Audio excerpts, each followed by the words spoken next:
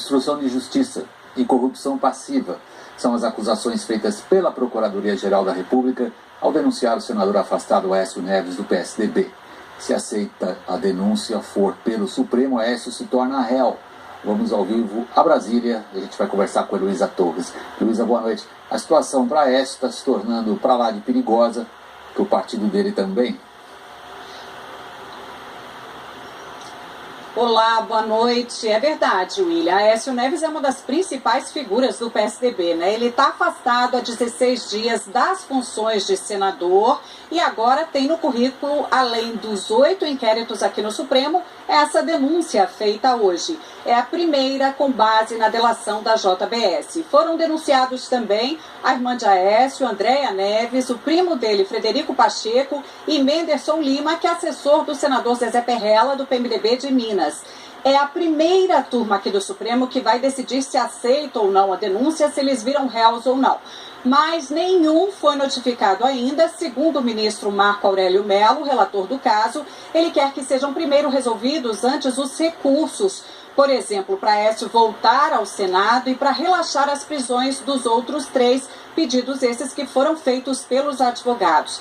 Marco Aurélio prefere que seja assim antes de analisar a defesa e a denúncia que traz essa lista de acusações que a gente vai mostrar agora.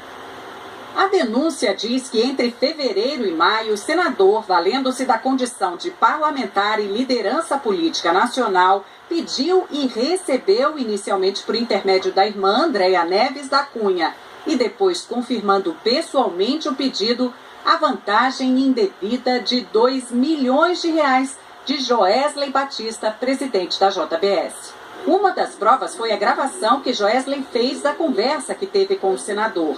Segundo Aécio, o dinheiro seria usado para pagar o advogado que o defenderia na Lava Jato. Mas, segundo a denúncia, a entrega foi feita em 4 parcelas de R$500 mil. A última no dia 3 de maio, para Frederico Pacheco, primo de Aécio, e Menderson Souza Lima, assessor do senador Zezé Perrella, do PMDB de Minas, que participou dos 3 últimos pagamentos. Nessas imagens, Frederico aparece recebendo o dinheiro, que, de acordo com as investigações, não foi para o advogado de Aécio. Para o procurador, os fatos deixam claro o crime de corrupção passiva praticado por Aécio, Andréia, Frederico e Menderson. Aécio Neves também é acusado de obstrução de justiça. O procurador afirmou que ele atuou intensamente nos bastidores do Congresso para aprovar propostas com o objetivo de atrapalhar ou impedir investigações da Lava Jato. E cita como exemplo a proposta de anistia do chamado Caixa 2 e o projeto de lei de abuso de autoridade, com notório viés retaliatório contra autoridades judiciais e agentes públicos. A defesa de Aécio Neves disse que o senador não foi ouvido e nem foi feita perícia nas gravações, que lamenta o oferecimento da denúncia e aguarda ter acesso para demonstrar a correção da conduta de Aécio e familiares. A defesa de Andréia Neves disse que ela não pediu propina a ninguém. E as defesas de Frederico Pacheco e Menderson Lima disseram que vão se manifestar quando tiverem acesso ao documento.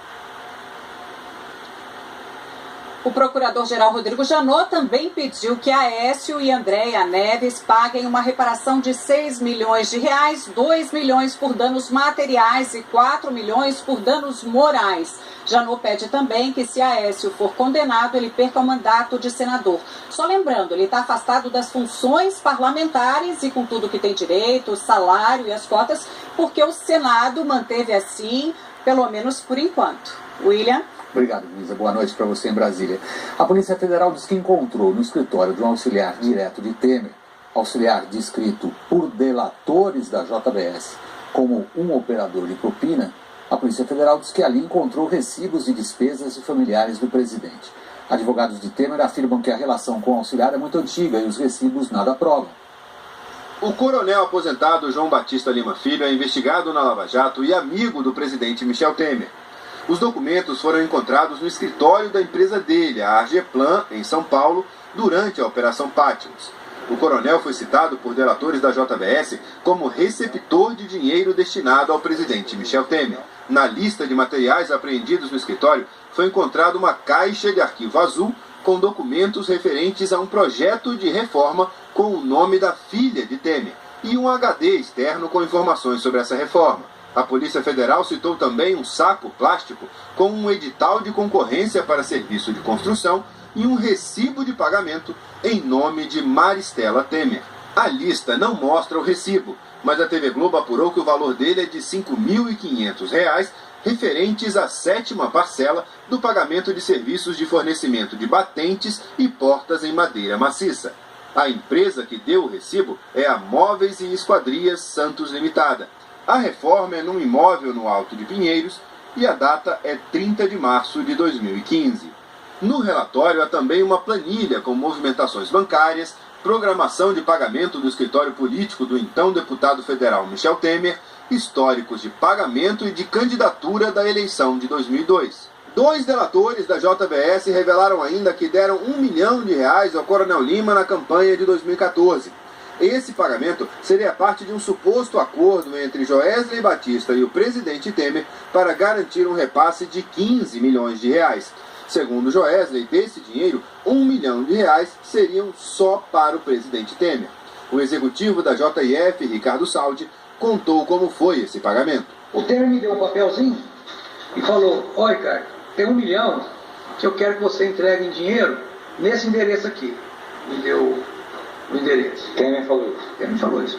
Na porta do escritório dele, na calçada, só eu e ele na rua. Na Praça Pan-Americana. Eu peguei e mandei o Floresvaldo lá. Falei: "Floresvaldo, vai lá saber o que é isso." E lá funciona uma empresa que já foi investigada na Lava Jato, que é a tal de Argeplan. O Palácio do Planalto declarou que o coronel João Batista Lima Filho cuidava do gerenciamento de campanhas de Michel Temer desde os anos 1980 e que era natural que tivesse cópias de documentos de disputas anteriores. A assessoria do Palácio também afirmou que jamais houve entrega de recursos ao coronel a pedido de Temer. Ainda segundo o Planalto, uma das filhas do presidente, Maristela Temer, apenas fez um orçamento para uma reforma com a empresa da qual o coronel é sócio e que, por isso, encaminhou a essa empresa uma cópia do projeto arquitetônico. A assessoria declarou que a obra foi executada por outro prestador de serviço. Enquanto o PSDB continua se indagando o que vai fazer, o presidente Michel Temer e o governador de São Paulo, Geraldo Alckmin, do PSDB, se reuniram agora à noite no Palácio dos Bandeirantes, a sede do governo paulista. O repórter Roberto Paiva acompanha e tem as informações. Paiva, boa noite. Boa noite, William. Boa noite a todos. Olha, entre as várias preocupações do governo de Michel Temer, uma delas tem chamado a atenção nos últimos dias. Afinal, o PSDB vai permanecer no governo ou vai desembarcar do governo de Michel Temer? Aqui em São Paulo, o diretório estadual do partido marcou para a próxima segunda-feira uma reunião em que pode discutir esse assunto. E isso preocupa o presidente Michel Temer, que veio aqui a São Paulo conversar com o governador Geraldo Alckmin. Temer quer evitar uma debandada da bancada paulista. Temer precisa do PSDB para aprovar as reformas. Aqui no Palácio dos Bandeirantes, a reunião durou 1h30, a imprensa não pôde acompanhar e, ao final, nem Temer nem Alckmin gravaram com jornalistas. William. Obrigado, Paiva. Boa noite para você. 5 meses e 2 dias é quanto todo mundo que paga impostos teve que trabalhar em 2017 só para poder pagar impostos. A notícia que a gente tem para dar agora para você é um tanto quanto inquietante. Segundo o Instituto Brasileiro de Planejamento e Tributação, se a gente juntar tudo que a gente ganha aqui no Brasil de dinheiro em um ano, e também tudo que a gente paga em impostos, taxas e contribuições em todas as esferas, a conclusão é que até o fim do dia de hoje, tudo que a gente ganhou foi para alimentar o governo. Isso dá um total de 153 dias, ou então 41,91% do ano. Aí quando a gente olha para o impostômetro da Associação Comercial de São Paulo, que mostra essa infinidade de dinheiro nosso caindo nos cofres públicos, até agora mais de 923 bilhões de reais, isso dá um certo desespero, né? A gente paga mais que Argentina, que Bélgica, Japão, muito mais que os Estados Unidos, que o Uruguai, que o Chile, a gente até poderia ficar mais conformado sabendo que tem quem pague mais imposto que a gente, tipo a Dinamarca, a França, a Suécia, a Itália e também a Noruega. Só que todos esses aí são países desenvolvidos e, vamos combinar, a gente paga quase tanto quanto eles, mas está longe de ser considerado o primeiro mundo, né? E tem algo também que é muito, muito, muito pior nessa história. Nesse ano, você já trabalhou quase um mês para pagar a conta da corrupção. Veja que essa corrupção, ela envolve mais de 200 bilhões por ano.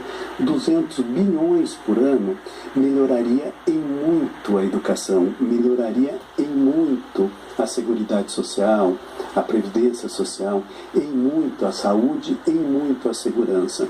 Então, como que afeta essa corrupção? O dinheiro que vai enriquecer uns poucos deixa de prestar serviços para a maior parte da população.